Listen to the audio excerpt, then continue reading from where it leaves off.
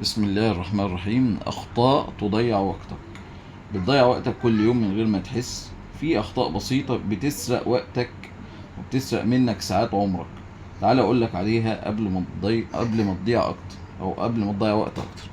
أول حاجة التسويف والتأجيل. التسويف والتأجيل، تقول لك اعمل، يعني الناس، يعني حد يقول لك اعمل كذا تقول بكرة بعده، أو تقول لابنك مثلا ذاكر يقول لك بكرة أو بعده. بتأجل المهام. يعني تأجيل المهام لا يجعلها تختفي، بل يتراكم الضغط وتضيع الفرص. يعني لما تقول يعني راجع صورة كذا يقول لك بكرة، كل يوم بقى بيتراكم عليك كذا كذا كذا، الضغط بيزيد عليك. تاني حاجة كثرة التشتت.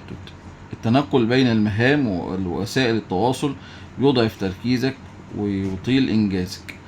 يعني عمال تنتقل من الفيسبوك للتيك توك للانستجرام مش عارف ليه، كل الكلام ده كله بيشتت.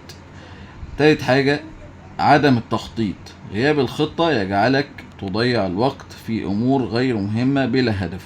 ما انت ما عندكش تخطيط، بيعمل معاك ايه؟ وقتك بيضيع.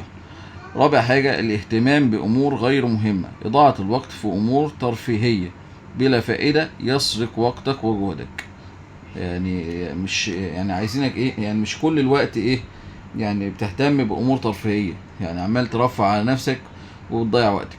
خامس حاجة عدم تحديد الأولويات. القيام بالأمور غير المهمة أولا يجعلك تترك المهم للأخير أو لا تنجزه أبدا. يعني إيه؟ بتبدأ بالحاجات التافهة، بعد كده إيه تيجي الحاجات المهمة ما تعملهاش. تذكر الوقت أثمن ما تملك. احرص على استثماره فيما يقربك من أهدافك. وصلى الله وسلم على سيدنا محمد وعلى آله وسلم.